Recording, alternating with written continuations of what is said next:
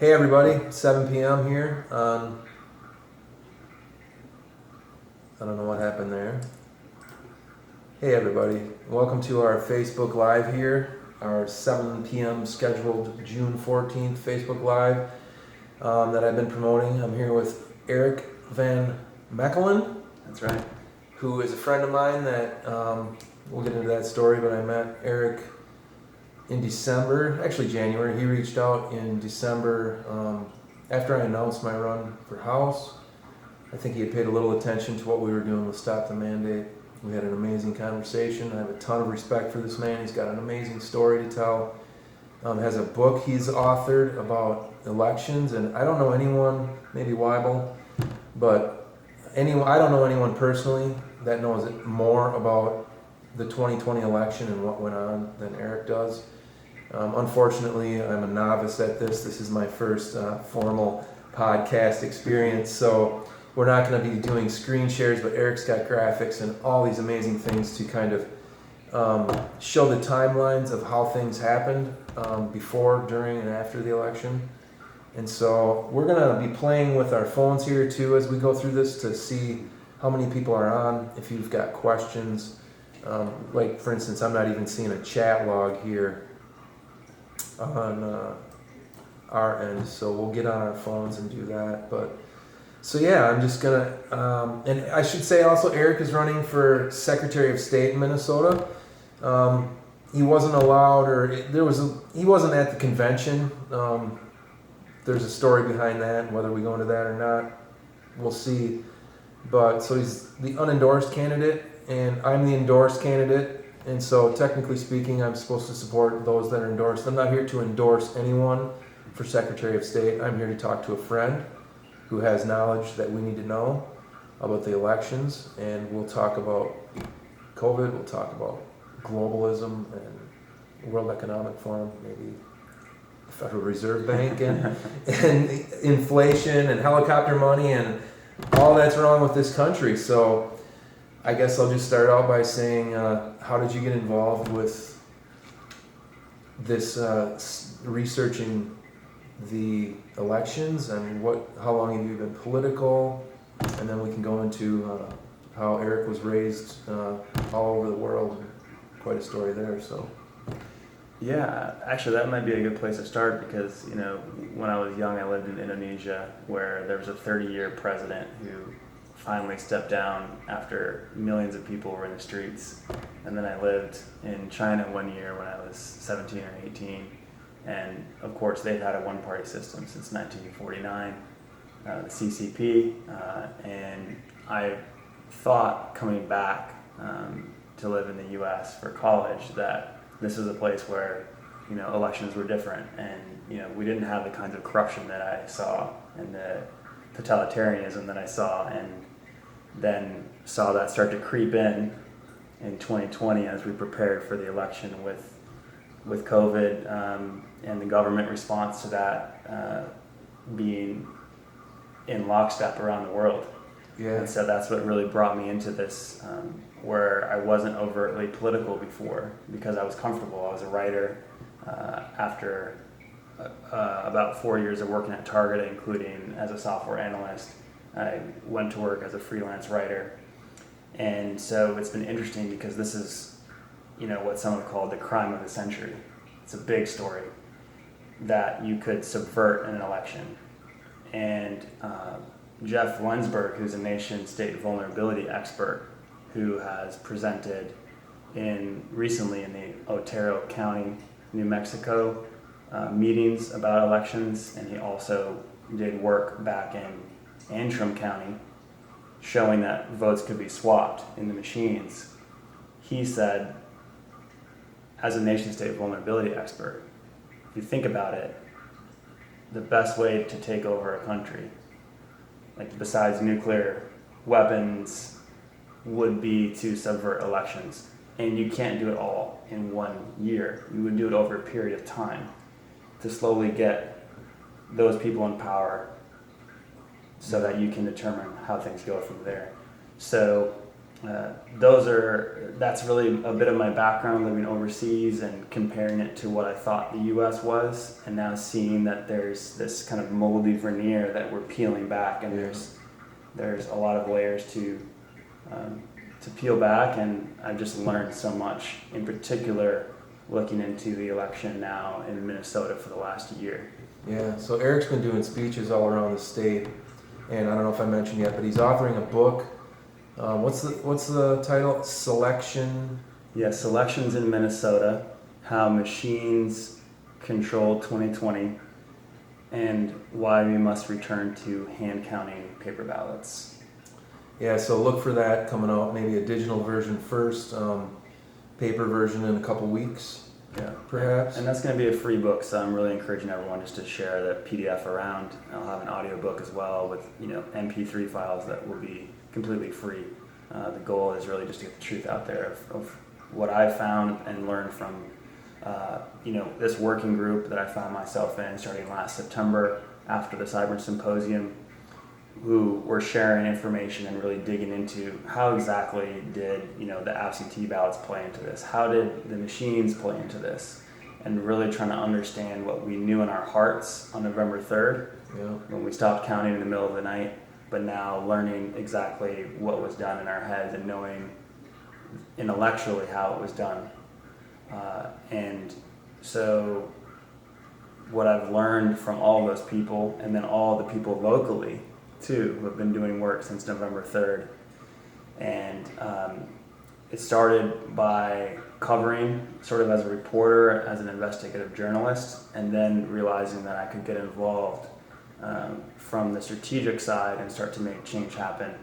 The county commissions are a great place where that is happening, that folks who want to take action, we can definitely take some action steps here in the next few months ahead of the primaries at our county commissions. Yeah, so I'll step back. And so what was it like in China? So you were, 17, 18 at the time? And that's right. What's it like being an American? I mean, what is it like there? So that's how many years ago? I don't want to age you, but I mean, so what year were you there, give or take? Yeah, so it was right around 17 years ago. So I'm 34 and I was 17 and turned 18. So what, at that time, I mean, social credit stuff, I mean, how was it then? I mean, yeah, we had cell phones then, we had, a lot of what we have now, but so what was it like? I mean, did you feel free? It was really, really interesting. We lived outside of the downtown area. It was actually about a 20-minute drive from downtown, east of Beijing, but Beijing was already a really big city. But it's not what you would see now. So only a few blocks from where we lived, there were farmers who would dry their corn on the road. And you could go to the village and get, a huge meal for $1. And you still had a lot of growth coming out of the city, where, workers would be working day and night to start building these towers. So you could see the growth of the city at that time. But it was also strange from the perspective of, we talked about this totalitarian flavor that I started sensing here in Minneapolis, that I had a kind of warning of while I lived there. So, there was a second fire alarm in our house, which we weren't sure whether that might have been monitoring us. There were guards in the neighborhood which may have been there to monitor us, ostensibly to keep us safe, but who really knows?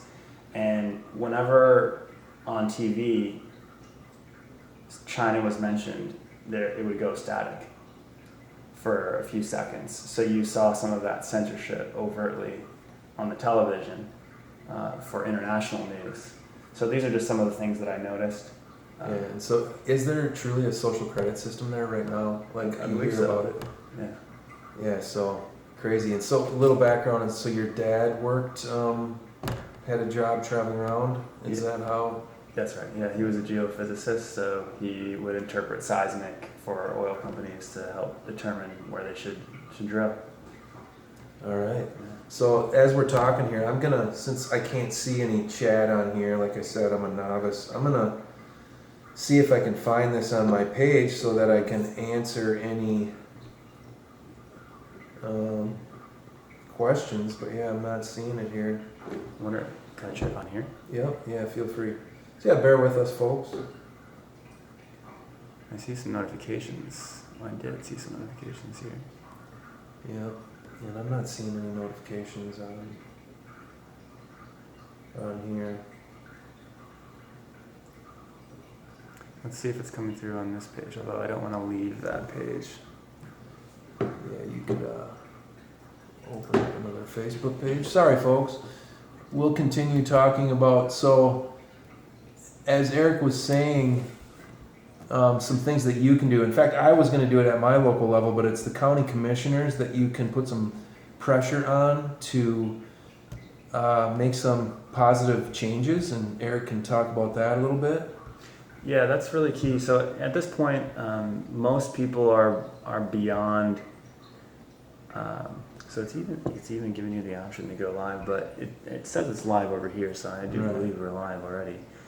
So most people are at the stage where they understand something went very wrong in 2020, and they want to know what we can do to fix it. And part of fixing 2020 is part and parcel with making sure that 2022 goes well. This is what someone like Seth Keshel would call a two-front war. And so as we learn more about 2020, we're now heading into the 2022 primaries. And what took us a few weeks or months to detect at the machine level can now be detected within a few days. And so candidates are learning alongside data analysts and folks watching this what to watch for in the primaries. And so it's even got to the point now where county commissions in New Mexico have started to refuse to certify their county level election. Now, why would they do that?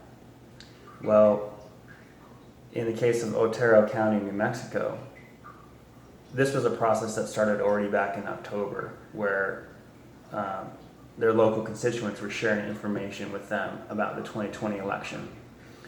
And it got to the point where the bottom line was the election machines that they're using, that they just used in their June primary in New Mexico, are breaking their election code in New Mexico, the fact that they're using uncertified machines.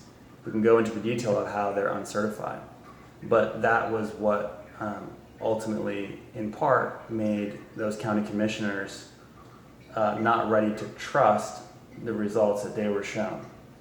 And so it's within the power of county commissioners across the nation to withhold that certification. And so as the weeks progress here, more and more information will come out around exactly how the machines have been able to manipulate outcomes.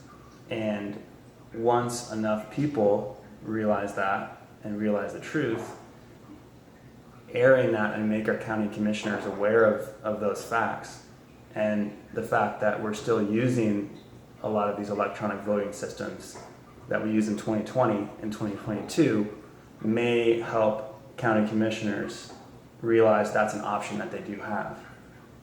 Yeah, and so I think we may have discussed this just very briefly in the past, but as far as using the electronic machines, I mean, they're saying it makes it faster, more accurate, I'm sure. Do we know, is there any financial pressure influence that comes into this for the county commissioners? And how much longer would it take to count versus paper counting? I mean, is paper counting a realistic option? Obviously it is, but if you can expand on that. Sure. Within our current election law, paper counting is already acceptable, to my understanding. So when we look at price, Rick Weibel has done an analysis that suggests it's half as expensive. So $14 per ballot with machines, $7 per ballot by hand. Okay. When I sat in a meeting with election officials and county commissioners, a pair of county commissioners in Morrison County with Jeremy Pecula up there, who's now actually running for county commissioner as well. When we shared some information with them, that was one of the concerns was, well, we're tied up in this contract. So it would be a sunk cost for us to move away from it. And then as a second objection, it was, do you realize how much manual work it will be to hand count? Because the reality is that you and I as election judges would take a stack of ballots, Yeah. and we would both agree that the Republican candidate on the first race in the ballot got the vote. Yeah. And we would check that off as a tally on our hand count. And then we'd turn the page and go to the next ballot. Mm-hmm. And we'd do that. And then when we finish that stack of ballots, we'd go back to the top and do the second race and then tally that. So it is a process, but that is already statutorily acceptable. That process is already established. We know how to do it. And is that be done at the precinct level? Correct. And I mean, each precinct doesn't have an astronomical amount of ballots, I don't think. I mean, maybe in the metro, but aren't the precincts broken up by population? So is any precinct that much bigger than another precinct? And I believe the county commissioners have the ability to establish the number or the sizes of those precincts. So if we think about a future vision for what elections could look like in the near term, if we're able to remove machines, then small manageable precincts, hand counting those paper ballots, using paper poll books. Yeah. And you can even add a few things for extra auditability. You could get a commercial off-the-shelf camera and take a photo of the front and the back of that ballot, and that ballot could be uploaded to the county website immediately. So you, Mark, can look using a QR code or a barcode To verify your own vote. You can say, oh, look, I wrote in a candidate there. That looks like my handwriting. Yeah, absolutely. So there are simple approaches that can be used, and what I just described to you, there's even new counterfeit-proof paper ballot technology that can be used for additional security. But this process is already being put in place in a few counties, to my understanding. Already in Nye County, Nevada, in March, the county commissioners passed a resolution saying we're not using electronic voting equipment. It seems to me that that's just the way to go. It's because I'm doing my district. Mm-hmm. This is rough math. We have 30,000 people in my 33B in my house district. I'm guessing 20,000 of those people will vote. I mean, I think it's 30,000 eligible voters, maybe 20,000 vote. I believe we have 8, 9, 10, 11, 12, 13, about 15 precincts. So if you have 20,000 votes, 15 precincts, that's 1,300, give or take, votes per precinct. Even say 1,500. I don't think it takes that long to count 1,500 ballots. If you have 24 people, and I would think it would be no problem to find that. It would probably, like you said, I would think end up being less expensive than the voting machines. It's a real-time audit. If you're, I mean, there's always this chance that people come in saying they're a conservative, they're really a Democrat. I mean, there's ways to cheat with paper too, right? That's right, and so it's about minimizing the fraud, right? So if right now people and computers can cheat, but we're trying to remove the computers now. Now we're minimizing the fraud, and in the case of that paper counting where there's 2 election judges, we're accountable to each other. So in a situation where there's party balance, and townships and cities and counties are passing resolutions at the moment to get party balance on those absentee ballot boards as well. Remember, we have that 46. That's a whole nother, we got to jump into that too. But You said 20,000 votes. Right now, maybe half of that number will vote in person. I think most people, if you can, should vote in person. Yeah. Even there, because of the machine count, it's not secure. But that does bring up this 46-day absentee period as well. And my pitch to county election officials so far has been, well, you talk about how difficult this is and how time consuming and how we need to get training done for a number of people. To your point, there will be a lot of people ready to make sure this is safe and accurate and reliable. But going forward, if we also remove that 46-day period and have a 1 or 2 day election, that's saving a lot of work for those county election officials as well. So it's easy to complain about all these issues. So when I think about it, I'm looking for what are the viable solutions. And we know that, during the preparation for this past election, there were, laws changed and rules changed that made it easier to cheat, in my opinion, from the absentee ballot perspective, the mail-in perspective. Some of your viewers have probably already seen 2,000 Mules. Yeah. So it's about trying to find viable solutions to minimize fraud. We probably can't get rid of all the fraud, but Yeah, I mean, the best thing that I think you mentioned was the QR code, so that if people can verify their own vote, have a tally. It's 20,000 votes. You can go to your district page.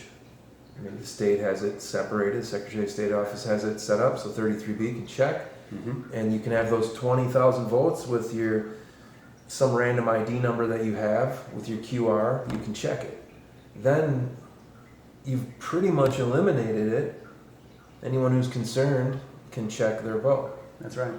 I mean, that to me seems like, I'm sure it's not flawless, but about as good as you can get. And then, so going back to this mail-in, so there's absentee ballots and mail-in ballots. Those are different, or are they now the same? Because I remember, how long have mail-in ballots been legal? Yeah, for I don't know that for sure, but certainly within the roughly 4,000 precincts I believe we have. I might be wrong in that. It might be 3,000. But we have several thousand precincts in Minnesota between 87 counties. And somewhere between 900 and 1,000 of those do allow allowed mail-in before this new expanded absentee process came into being. So in the county where my mom grew up, Stevens County, they do, I believe, exclusively mail-in. So that's interesting from the perspective of, is that chain of custody secure from when you put your ballot in the mail? With the Zucker boxes, we added these drop boxes, which were, in my opinion, redundant to the mail, because in Minnesota, those absentee ballots, once you registered for them and received them, came with a stamp for mailing. And so those felt a bit redundant from my perspective. Yeah, and weren't people receiving more than one ballot? I've talked to people when I'm knocking doors. Yeah, I've heard so that. They got 5 or 6 ballots mailed to them. Mm-hmm. So I believe we should be able to have absentee ballots for those that either are out of the country in the military, or maybe, physically, you're so ill, but maybe there's a way you prove this, doctor's note or whatever it may be. But to have, 54%? Yeah, it was slightly more than 58% of Minnesota's votes in 2020 for the presidential election were mail-in. And I wonder historically, let's just say in 2012, how many, I wonder, were mail-in? Do you have an idea? Well, the previous high was a rate of 24%, and it was 670,000. I believe that was in 2018 in the midterms.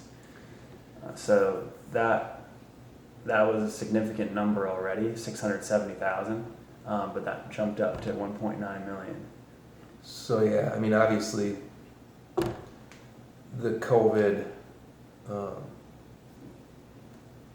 nonsense, to put it lightly, caused a lot of people to fear, I'm sure, going to the ballot to to their precincts physically.